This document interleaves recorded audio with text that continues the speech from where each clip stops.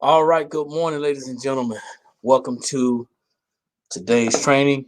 My name is Eric McKinley, and I'm the Director of Program Development of National Business Builders. And you are live with Talking Business with NBB. And for the last 4 weeks, I think 4 weeks, we've been talking about a series on how to turn your business, how to turn your hobby into a business. And this is the last part of the series on how to turn your hobby into a business. So, guys, do me a favor as you jump on, you happen to see this, like it, share it, drop your city and state, let me know where you're tuning in from. But also, if you happen to see this on the replay, hit hashtag replay. Now, there's a lot of people out there that's interested in turning their hobbies into businesses, and there's a lot of people that already did it. There's businesses being opened every day, businesses are being started every day, but there's some things that you want to be careful of. So, what I'm going to do is I'm going to do a quick recap. This is going to be a short training. I'm going to do a quick recap of what we talked about over the last couple of weeks. And you'll actually get to see what it is that we spoke about. And then from there, hopefully it adds some value to you. So I'm just going to go ahead and scroll through this. This is me and my wife. We started National Business Builders. We actually renamed one of our businesses, and we flagged our business, and our products and services are that of where we actually help business owners to create business, strong business models. We have actually help them to build the business the correct way. We focus on business finances, personal finances, business credit, business funding. So a lot of times what happens is when you're getting ready to start your business, you don't know where to get started. So we talked about that, how a lot of people are confused. You got to make sure you establish your goals, and you want to write them down. Write them down and make them plain. And then a lot of people think that getting started is at the LLC stage, but it's not. That's not the getting started spot. There's a lot of different places that you can actually go to look and research to get started. But getting started is not just going to get a entity with the state. There's a lot of different things that you need to research before you get started. And we talked about taking advice from taking advice from people who don't know about business. And a lot of times free advice can cost us a lot of money. So make sure you surround yourself around people who are going to give you the best advice, because they either actually have done it or they're doing it. And then we talked about what a hobby really is, and what the IRS looks at when they talk about what a hobby is. A hobby is basically something that you enjoy doing for pleasure. You may make some money, but you're not really serious about it. But the IRS says that a hobby is something that you're not going to be making a profit in. So if you're not in business to make a profit, just doing it for sport, then it's just a hobby. Okay. Hey, good morning, Robbie. Thanks for jumping on. I appreciate it. So we're talking about turning your hobby into a business, and a lot of people don't know these things. So you cannot deduct your expenses from a hobby. You can't do it, but you can deduct your expenses from a business. Okay. Good morning, Lisa. Thanks for jumping on. I appreciate it. So just doing a recap over the last couple of weeks of what we talked about.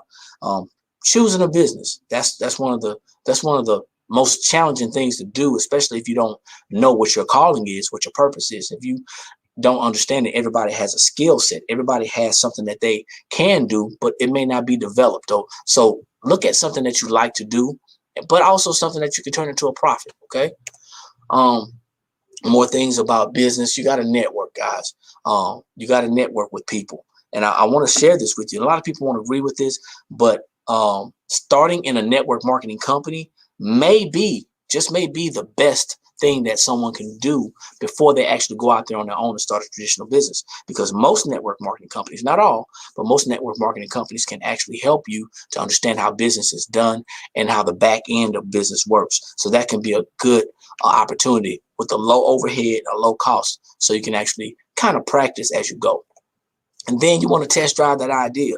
I know my wife, as a matter of fact, she started a business from just, she was making T-shirts for family reunions. Then she went on to make some things for our granddaughter, and she turned that hobby into a business, and she got serious. Now she has not only a crafting business, but she also has a business where she supplies other crafters with supplies. So she has a store, a wholesale store as well. So taking that information and actually test driving it, it actually fared out well. And I want you to understand something. When I say test drive your idea, don't just hang around family and friends. Try to get out there in social media. Try to get out there and network with people that you don't know, because you'll get a better response anyway. Talked about a business plan. A business plan is needed. Basically, you need that blueprint to know where your business is going to go. But you also want to make sure inside that business plan, you are headed in the right direction. So a business plan is always a great idea. And these are some things that I talked about that should be in your business plan. Okay. The one thing that I think is most important out of all these things is your financial plan, because your financial plan is going to be the thing that helps you to endure the tough times. A lot of people don't have that cash flow. Not having cash flow in your business is going to be detrimental to your business. Also, talked about building a brand. A lot of people don't know, but when you actually create a business name, that's the beginning of your brand. You're talking about logos, colors, slogans, any type of sayings that you're going to use, any type of swag that you're going to attach yourself to. You want to build a brand because you don't want people to look at you. And I know a lot of people are going to disagree with this, but you don't want people to look at you, because when you're gone, you want your business to still stand. There's a lot of great business owners that are out there who have created businesses. And if you look at them, there's a lot of people who are not using themselves. They may be the face of the business, but they're not using themselves as the brand. We want to make it to where we see a logo and we say, hey, that's that business. That's what I was talking about. So those things are important. And then finding the perfect pitch. How are you gonna deliver your business? You want to create something that's going to take 30 seconds to a minute, no more than a minute, to tell people what you do.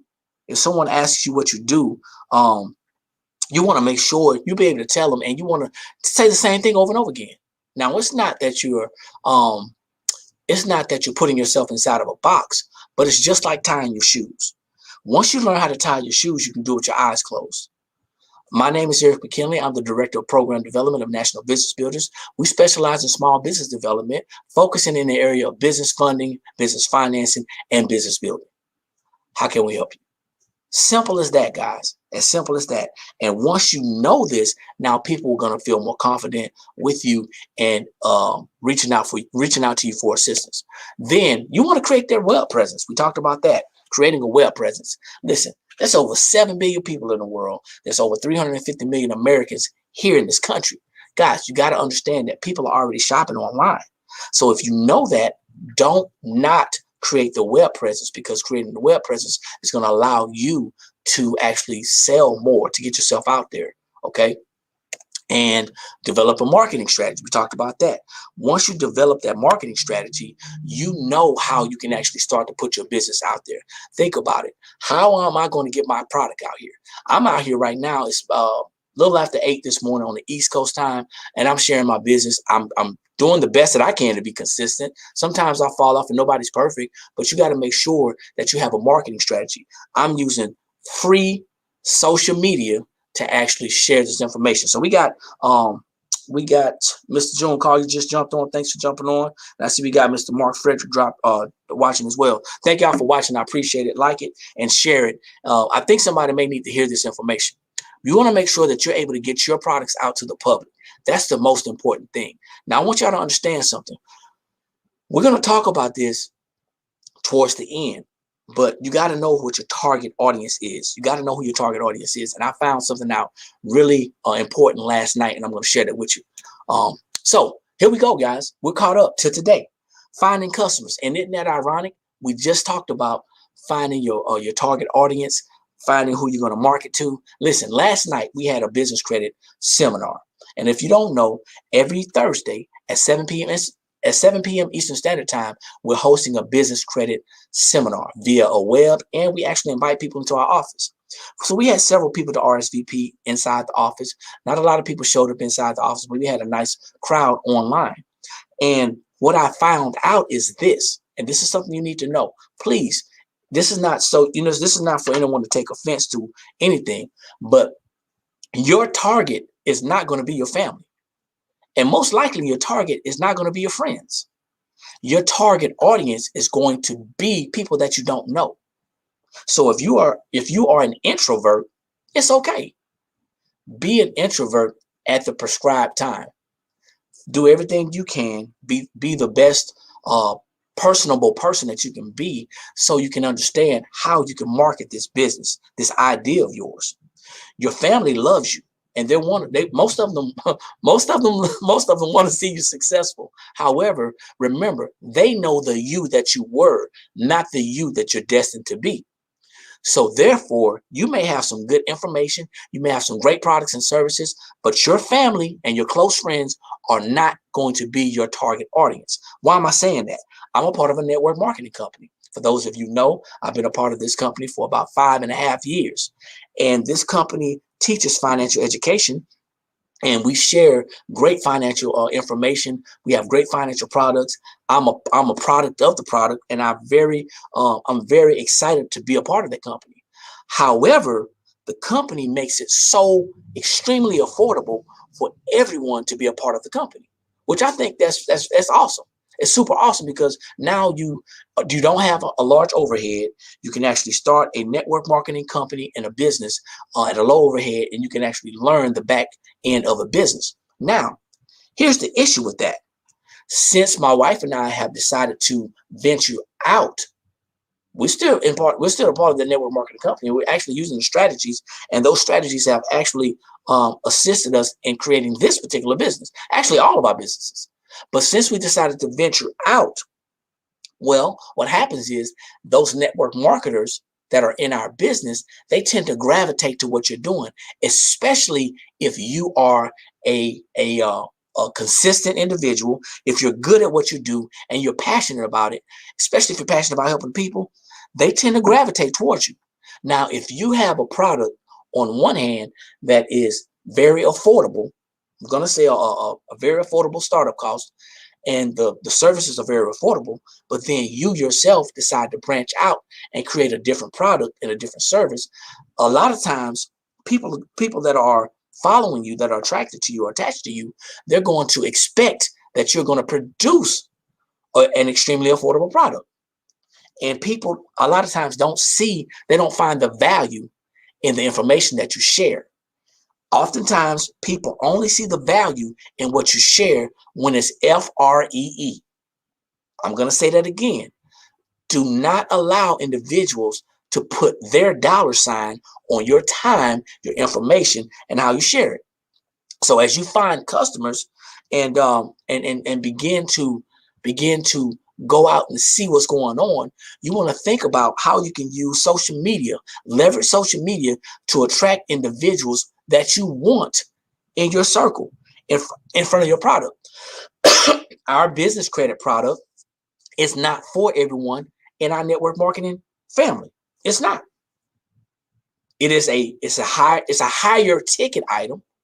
And because it's a higher ticket item, a lot of individuals they're on this spectrum of my product. So these people are not my target audience. Can they get the information and education? Of course they can. But they're not going to be the ones to invest in themselves and grow their business using my product. Out of all of these people, out of 100 people, maybe 5 to 10 of them may invest in themselves to grow their business, because they may be doing other businesses as well. Now, on the other hand, my product is here. I need to reach individuals who find value in investing in their business. So now, once I find individuals who find value in investing in their business, I now have found my target. I know my target, but I've now found my audience and my customers, and now I can go to work. So that can be a little stressful, especially if you have a network of people who trust, believe you, and they follow you. So finding customers can be a challenge. But once you find your target audience, once you identify your target audience and you find them, then you know. My target audience, our target audience for our particular high ticket product is business owners, traditional business owners who are looking to build, scale, and grow their business without using their own money. And they find that it's valuable to invest a small amount of money now to be able to reap the benefits and the rewards later on. So think about that. Finances, finances, finances. Listen, turning the hobby into a business is going to mean you have to report that income and pay taxes on it possibly. Now, I'm telling you right now, you don't necessarily have to pay a tax bill, but you do have a tax bill. As individuals that live in this country, as Americans, it's our responsibility to legally lower our taxes to the legal lowest limit.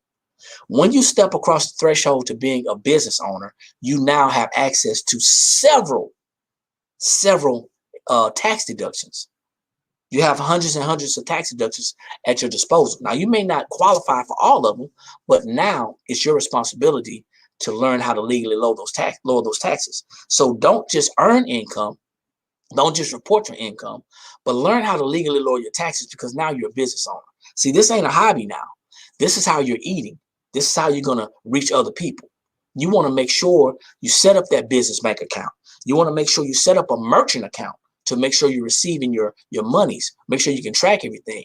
You want to get financially educated, so when it's time for you to hire the right financial advisor, the right tax professional, the right accountant, then you know who you're hiring. Oftentimes what happens is we go once again back to people we know. And we got to learn how to get out of that comfort zone, because everybody that we know, they may not necessarily have the same intentions that we have. They may not be, because I know a lot of people who are not skilled in their craft. They're not skilled. So I'm not going to just go to anybody and ask for advice or recommendations. So you got to be careful, and you have to be educated in order to make sure you know what right looks like. Check this out. Don't overspend. The worst thing that you can do is grow your business too fast. I know, I get it. We want to be a millionaire. I don't. I want to be a multimillionaire, but I want to be wealthy. And I know that everything that we're doing right now is putting us on a track to directly guide us to what wealth is. But we got to also know what wealth looks like. Wealth is not a dollar amount. Wealth is ownership. Wealth is education. Wealth is knowledge.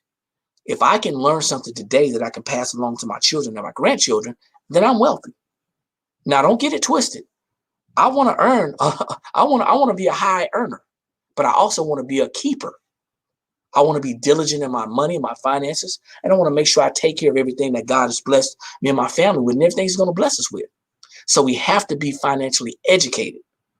Financial management is very important, because before you can be on a budget, you have to understand that you need to manage your finances. Before you can manage your finances, you need to make sure you identify all of your finances to include your tax dollars.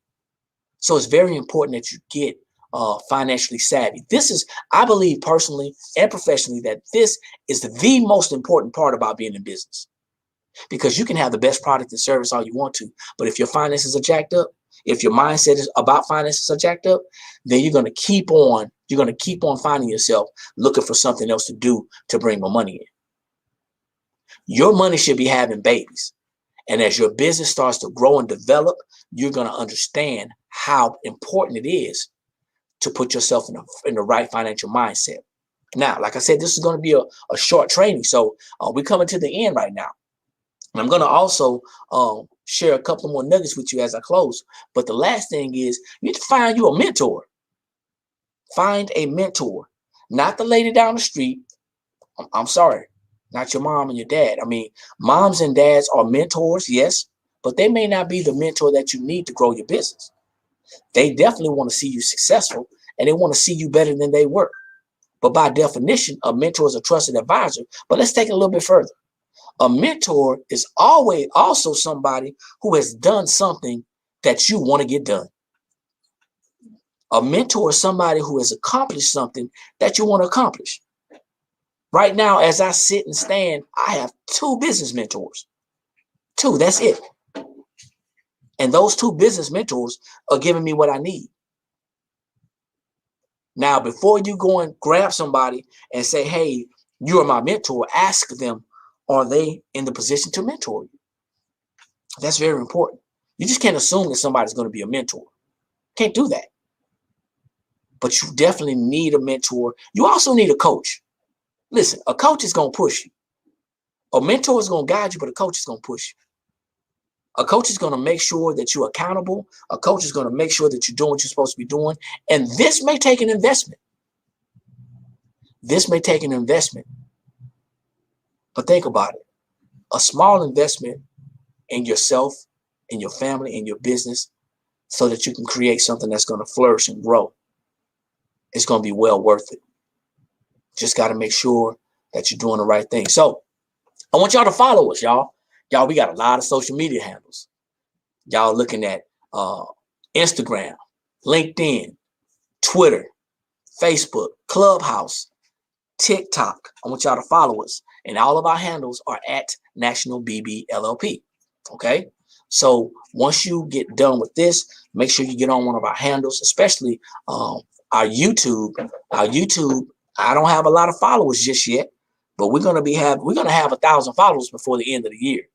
And you're gonna see a specific link, a special link. But right now you can follow us on bit.ly / National BB _ YouTube. And I want you to like and I want you to subscribe, because this broadcast right here is going straight to YouTube. So you can go back and watch these broadcasts and these series as much as often as you want to. Okay. So if you're interested in starting a business today, go ahead and connect with us.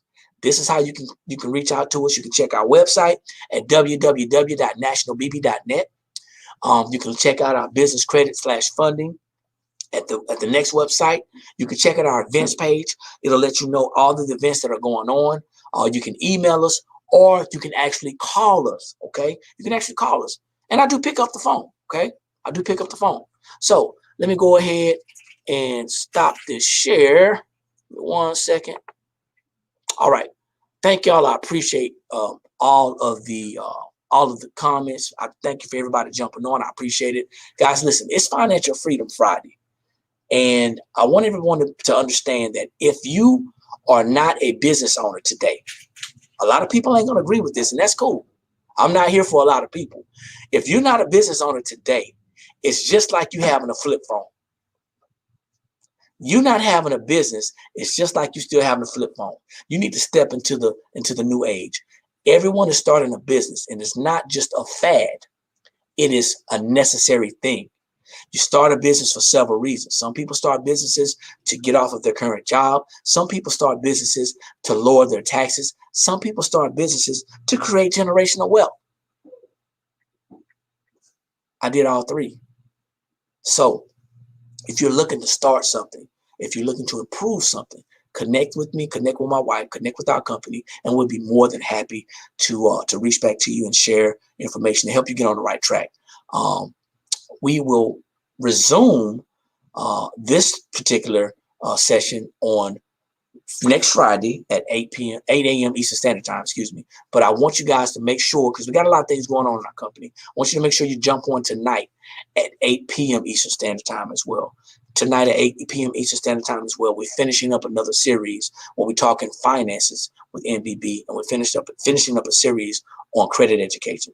But once again, listen, I appreciate everybody for jumping on. Like it, share it, tag someone. If you happen to see the replay, hit a hashtag replay. And I hope you got some value out of the information I shared this morning.